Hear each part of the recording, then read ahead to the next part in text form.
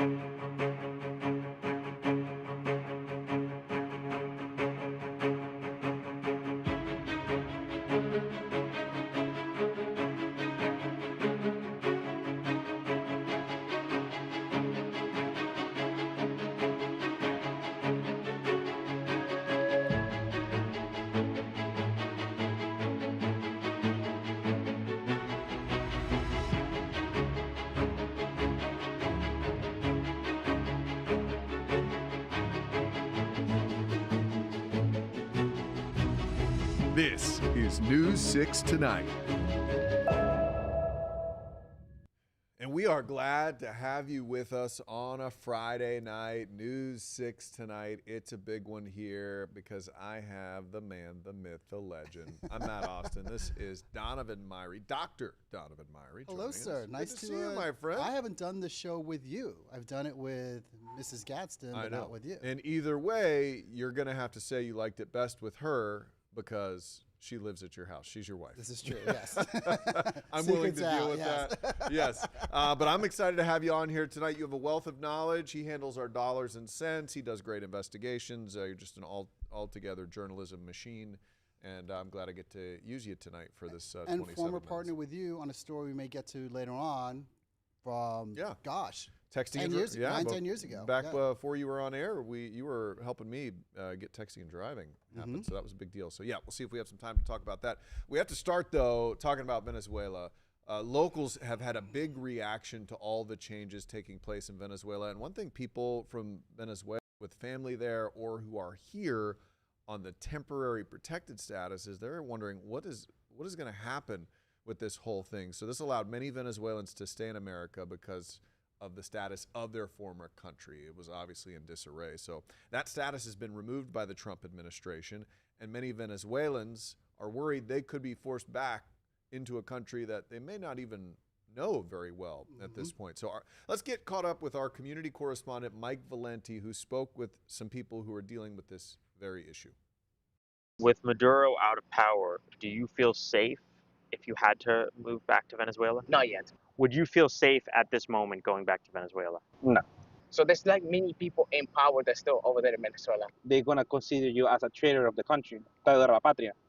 So they can just put you in jail and do whatever they want with you. UCF junior Giovanni Hernandez and UCF grad Marcelo Ferrer are taking things one day at a time.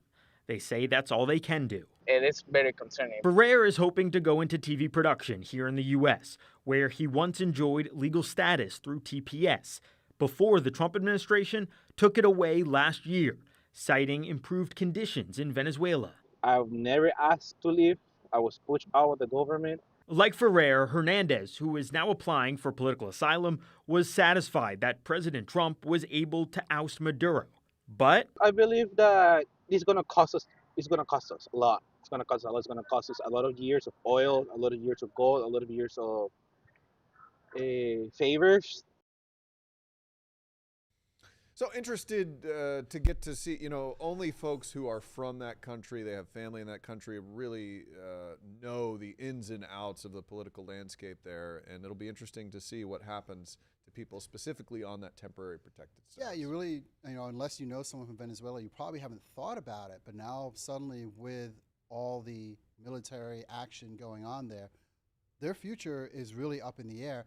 And then all the people that live here, that are here on temporary status, they don't know, do I have to go back? Am I allowed to stay? What's going to happen? And I'm not quite sure anyone in the government is really, I won't say they haven't thought this through, but if they know something, they haven't told anybody yet. Well, the border czar, Tom Homan, has commented a little bit about it, and he's basically saying, like, the gist of what he's saying is Venezuela is doing better, so these folks can go back to a country that we have helped improve, is sort of his argument. And their argument's going to be, there's a reason I left.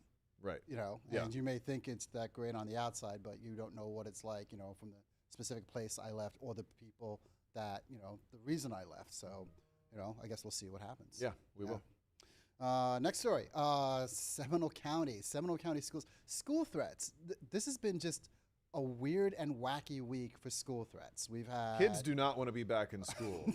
They are spreading have to be back in videos. school. Yeah, they're trying to get have out of it, though. They have to be back in school. But we've had a bunch of threats this week. That was school threats. We had a lot back in the fall. I remember there was some in September, and then there was like that whole time in October where an email went out to 40 different school districts. Well, this week we got a threat that went out to a bunch of different places. It wasn't specifically for Seminole County, but Seminole County took it very seriously. Mike DeForest has this report basically outlining, it's a really, really creepy video. I've learned these specific videos, which threaten bombings and shootings at schools, actually began circulating earlier this week in Texas. As you can see, the username on the screen appears to reference Texas. Authorities in Texas believe the videos are not a credible threat. In fact, they think these videos actually originated outside of the United States with the sole purpose of inciting fear. Now, these same videos have begun circulating in Central Florida. Seminole County Public Schools have issued a statement pointing out that the videos do not mention any specific school or even any specific state or specific country. Nonetheless, out of an abundance of caution, the Seminole County Sheriff's Office has notified all school resource officers and deputies and have increased law enforcement presence at the schools. Yeah, and basically, you know, people had seen these videos, they reported them. Seminole County took it seriously, and as Mike said, they don't think it was basically geared or targeted towards Seminole County. They're not even sure it really came from the United States. But that's creepy. A guy in a yellow mask holding a rifle and a gun with a swastika in the background. Yeah. It's, you know, I mean, the idea was to promote fear. It promoted fear, but at the same time, you know, we need to, again, say, nothing credible, nothing targeting Seminole. In fact, there were no specific schools actually named in that video.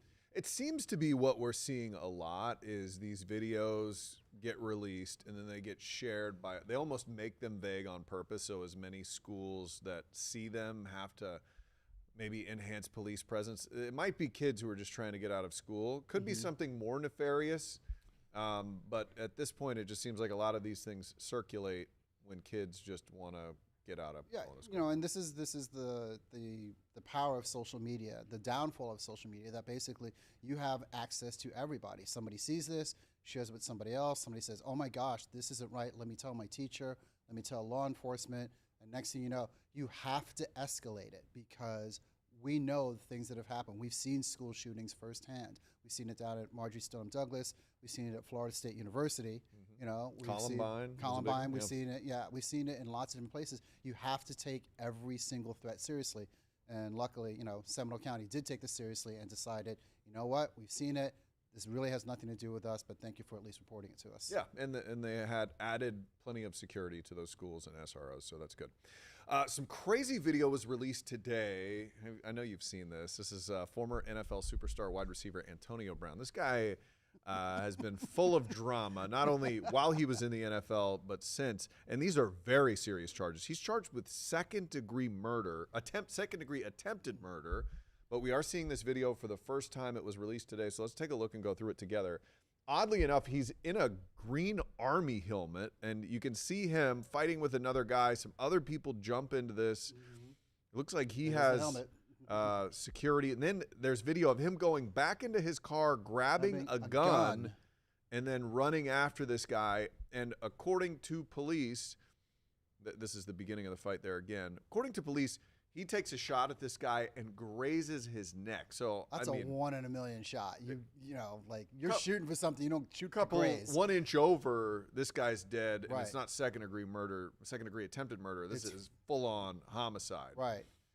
Yeah. So obviously, you know, this guy has been in the news a ton. This video, a jury is probably going to see this, and they're going to decide if this was a second degree attempted murder, and he could do some real serious time for this Right, stuff. and you know, and he's so many strange things around Antonio Brown. From the time he just got up, was like, hey, you know what? I'm not playing football anymore. You remember when he ripped his jersey off and his pads off in the And middle of the Bucks game? just like I'm done. And the Bucks were like, wait, we still have a game We're to try not- to win and try to get the playoffs. We're here. not done. We're not, dude.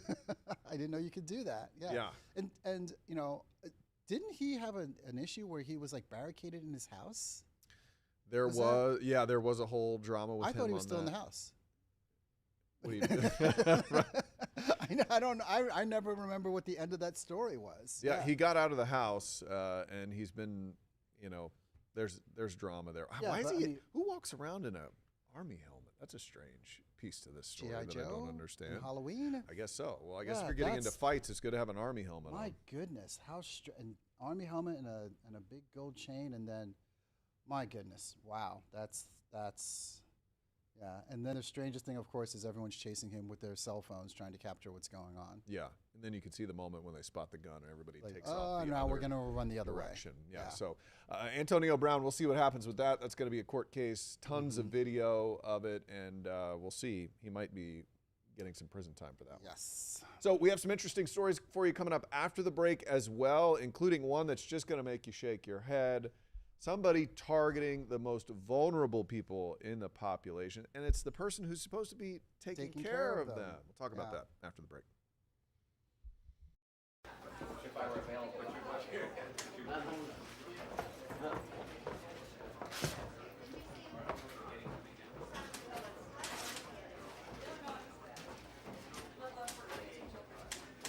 Yeah, and he got the latest from the show just a little while ago, I think. So we'll make sure we have that for News 6 tonight.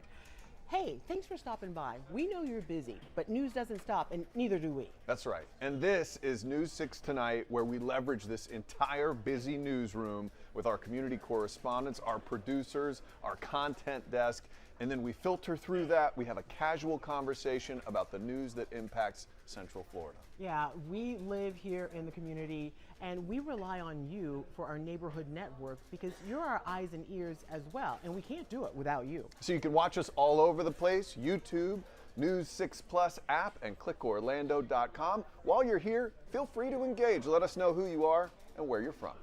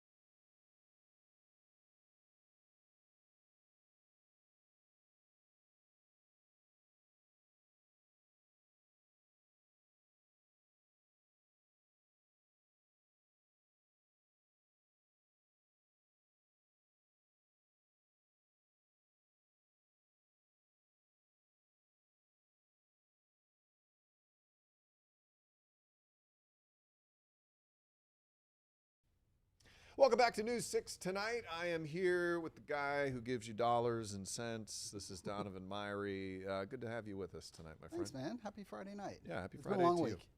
Yeah, it's been a long week. Yeah. It's been something. A lot of work to be done, but it was a long week for some seniors as well. This story hurts. This It hurts me. does. It's brutal. This story really hurts me. The story is basically up in Volusia County. 45-year-old Sean Bernstein. He is the executive director of a senior living facility, and he was arrested and accused of stealing jewelry from seniors. Okay, we have video of the arrest, and it's actually pretty interesting because basically in this video, there was a warrant out for him, and he turned himself in. So here are Volusia deputies, detectives, and basically they're just right there arresting him, and it's just this really kind of bizarre thing. Like, hi, you're being arrested. Okay, turn around, and so on and so forth. And he puts his inhaler away. Eventually, they get to reading his rights and things. But basically, the whole thing comes from they had video of Bernstein going into rooms. In one room, he went to an area where there was a jewelry box, and then he was there for a little bit, and then he left. In another video, he went to a jewelry box in somebody else's room, saw the camera, and left. Now, that's pretty bad. But then they have video of him at pawn shops. And That's the dead giveaway. that's right the there. dead giveaway. Video of him at pawn shops. And a series of reports that I think started with an engagement ring that was missing, and that they've tied that engagement ring at a pawn shop back to him. The folks at the senior living facility, they had a quote. They had basically a statement about Mr. Bernstein. Basically, the safety and well-being of our residents remains our highest priority. We are cooperating fully with law enforcement authorities, and Mr. Bernstein is no longer employed at the community. And that's the, is it ARIA? I think it might be Araya. Araya, That's my Araya guess. Human Resources Director. Now, what's interesting about this, do not do crimes in Volusia County, because who can you piss off in Volusia County if you do a I think crime? that would be Sheriff Mike Chitwood. Sheriff probably. Mike Chitwood. And Sheriff Mike Chitwood, and if you're familiar with Sheriff Chitwood, and you're familiar with his Antics. antics, how he calls out people, he had a special something for this guy. So take a look at this full screen video. Basically, our friend ended up as, and this is not the first one, he was the second scumbag of the week. Now, what's interesting about this picture, this is a picture of Bernstein at a pawn shop. Oh, this is him at the pawn shop with "Smile, you're on camera" in the background. Right, look at that sign back there, smile, you're on camera. And basically for a day, they were looking for him. That was the picture and the post that went out yesterday. And then we had the video today of him actually turning himself in, and we'll see what happens. Last things to say about it, deputies say that more than 90 pieces of jewelry was sold at pawn shops in the last 3 months, going from, I think, September through December. The records show that he sold multiple pieces of jewelry. When confronted with it, he did admit to the act. And again, 90 pieces, it's 93 between September and 2025. They're also looking for more victims. If they think that something was stolen and you didn't know, blah, blah, they want you to come forward to help build a case against him. How does someone like this sleep at night? I don't understand how you have any. You have to be one of those people who's just maybe is it a sociopath who just cannot look outside of yourself. And look, this guy, he has admitted to it, but he hasn't been convicted of anything yet. But there is video of him there at the pawn shop trading these things in for money. Right, and video of the people's rooms. And the person who reported it, it was an engagement ring. So this is a senior living facility here. Usually, they would, if they have an engagement 60, ring 70. laying around in their place, it's probably the engagement ring from someone that, the person who they have widowed, or Right. These are. And if you've ever moved your grandparent into a senior living facility, it gets down to the bare bones of just the few things that they just cherish and want to keep. All the furniture is in there, but they bring their jewelry and their clothes and just anything that's super important to them. And so this guy is accused of preying on the most vulnerable and taking the things that they value the most, which is just. And you're awful. mad about this. This happened to my mom, okay, in her facility in St. Petersburg. We had cameras set up in the room, and we caught somebody going through her wallet. Mom was out of there in 3 days. Wow. Yeah. So the same the person thing was happened to you. fired. The police were called. There was nothing on the wallet because we didn't allow her to have cash or credit cards or anything. Did you know that this was happening, and that's why you put the? No, we just had cameras in there because my sister was up in New York and wanted to see how my mom was doing and things. So when there was movement, she would check in on it. And one day there was movement, and she goes, "Wait, that's not my mom." And clear as day, saw this woman. And then Busted. same thing, the woman was doing it and then looked up and saw the camera, put things away, and Better get out of here. that was Wow, it. She was interesting. done, yeah. Hopefully, that's not a pervasive thing no, that happens. because but- there are a lot of great people, and there are Yeah. a lot of great people who take care of our seniors, especially here in Florida. So this is just the bad apples. Yeah. All right. Well, we have what we call the neighborhood network around here, and they keep us apprised of what's going on in the neighborhood. So we have the assignment desk. That's that thing over our shoulder there. It's called the Content Center now. Yep. I still call it what it used to be called. The assignment desk. You can tell I'm an old school journalist. Every newsroom has an assignment desk, but a lot of them are changing content centers because it is content. It's that more, we get in. yes, Yeah. it's more than what it just be. It used to just be police scanners that you were listening to all day, and now they're getting emails and checking social media feeds and everything else. So we rely on people in the neighborhoods to give us information as well. And we have this app called Pin It, which a lot of people send us beautiful Florida sunsets. They send us a picture of an alligator or a bird or something like that. Lots of dogs. Right, Lots of dogs. animals, cute kids. We love Christmas, those. Halloween. And we rely on that. And somebody sent us some video of something they saw in their neighborhood that they said, this is crazy. What is going on here? This is so, like, if you see this video or see this picture as a still, you're going, what is this? What am I looking at? What am I looking at? You know what it is, but you're like, why is this happening? So let's look at it. What am I looking at right here? Let's take a look. This is actually a huge mound of trash, and when we pan over, you'll see how it got there. This is the garbage truck where it came from. So apparently, somebody put in a lithium-ion battery into the trash truck. And these trash trucks, you know, they compact as they put trash in so they can fit as many people's garbage in there to take it back to the dump as possible.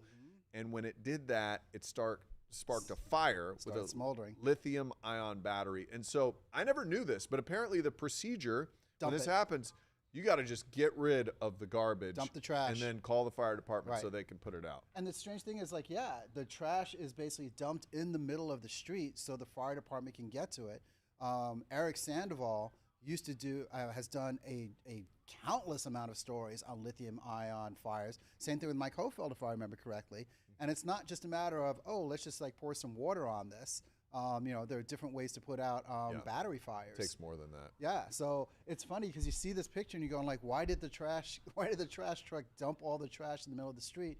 And then you see the fire department came, like sifted through it, and basically was able to put it out. What are you supposed to do with a lithium-ion battery when it's no good? That's a great question. Take it to where Home do you take Depot.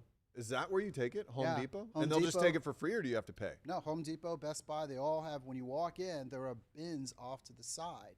And there are different bins for different types of batteries. Just drop it in, and they basically know what to do with them, and they know how to recycle them and take care of them. So this doesn't happen. I'm glad you told me this because I have one How of many those. do you have? I have one of those hoverboard things from like Oh, 9 get rid of Christmases that ago, thing. Yeah. and the battery doesn't work anymore. And I was like, could I get away?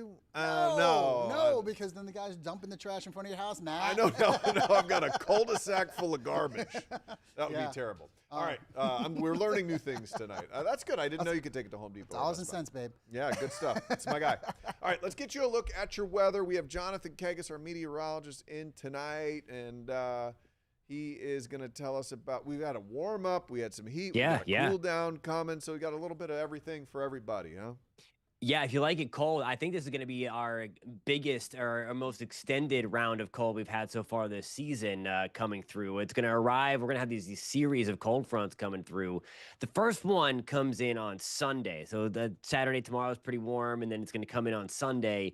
And then behind that, it's when the colder air arrives on Monday. I don't think it's as intense, at least this first week, as what we've had so far this season. But it's going to be a little more extended if we have the map. I'll show you where that cold front is right now. There it is. It's pretty much been between St. Louis and Nashville, Memphis area. And again, that arrives here on Sunday. So coming up at 9:30, we're going to track that, and we're going to look deep into January. This round of cold, I mean, it could last until maybe the last week of January. So it's going to be our most, it's going to be significant. Yeah. Good It's gracious. pretty wild. Is it coming with, as that front comes in, are we going to see storms and that sort of thing? Is it one of those guys? Maybe next Thursday. So there's like a series of 3 fronts. The first one on Sunday looks on the drier side. The one on Wednesday into Thursday looks a little wetter, a little stormier. And then there's another one following. That one looks on the dry side too. So there's kind of like 3 of these big ones that just kind of pinwheel through. And then we'll see that kind of fade away and bring in some cold. There will be some rebound. So it's not going to be completely, there will be some rebound back to like seasonable temperatures, but it's going to be kind of rushing in. So if you like it on the cooler side, enjoy this, because I think then beyond that, then we'll probably stay warm. Okay. Yeah. Forever. Yeah. Forever. be- Yeah. This is Until like October, This Halloween. is the big weekend 4. taking down your Christmas decorations. That's true. Get them done You on need Saturday. to do it before it's cold. Well, hold on. Are you guys' decorations still up? Mine are still up. Yes. Come on, man. Really? Yours It's are been like a down? week. Already done? Yeah. They come How down to did you? Epiphany Are you one of weekend. those? Did you put up Wait, like one? was it you or was it the wife who said take them down? It was the wife, but they come down Epiphany weekend. Oh, So- okay. Okay. So it's Black Friday Yeah, for me. but- It's Black Friday to Epiphany. So I know Matt put them up like 4th of July. My wife, Um, my wife has 30 Christmas trees up in my house. This is gonna be. It's I mean, gonna it be looks- it like looks April great, though. if I'm lucky. By Yeah. the time we get all this You stuff have out Christmas trees. We have nutcrackers and. There you go. Yeah, we have lots of nutcrackers in the house. Here. Yeah. Yeah. Ginger is big into that. All Yeah. right, Jonathan Kagas, thank you so much. We appreciate it. Check out his show. Good to at see you 9:30. guys. Thanks, It sir. is a good one coming up after the break. We're just going to tell you about a little fire station opening up, a little just happy, hyper local story a on good the other story. side of the break. It is good. Welcome to News 6 Tonight. We are so thankful that you're joining us here wherever you found us. Yeah, you know what this tells me? If you have made this your new streaming destination, it tells me you're smart. Also, good looking. Because you chose to watch the news in a different way. That makes you really smart. Anybody can give you the news from a teleprompter or an old newspaper. We do it in a fresh new way. That's right. So check us out wherever you like to stream. We have this app for your TV, News 6 Plus. You can find it on Roku and Amazon and whatever your smart TV is cooking. So thank you. We would love to hear your comments down Oh my below. gosh. Yeah. And then we'll show them. Yeah, we will. News 6 Plus. The plus is you. Ooh.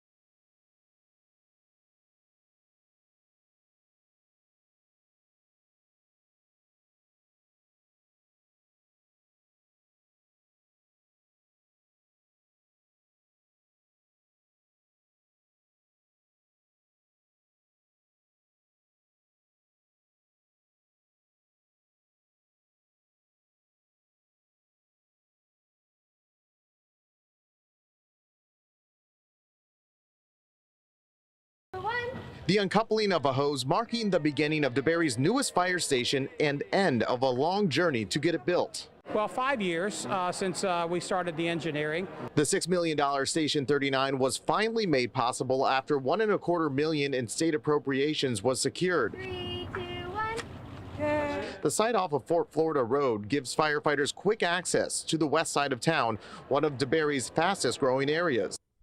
So congratulations to DeBerry getting a new fire station. It's always a fun thing for I love the anybody. uncoupling of the hose, and then they did the ribbon cutting, so that's pretty. That was It's pretty such a cool. Yeah. The firefighters are the best. I hosted an event for firefighters one time, and they gave me this big horn. And apparently, back in the day, before they had sirens, they'd yell through this horn. Get Tell out of the way, everybody, "Hey, it's on move fire." your horse and carriage." Thank you for watching. Thanks for hanging out with us this week. Have yourself a great night. We'll see you on Monday.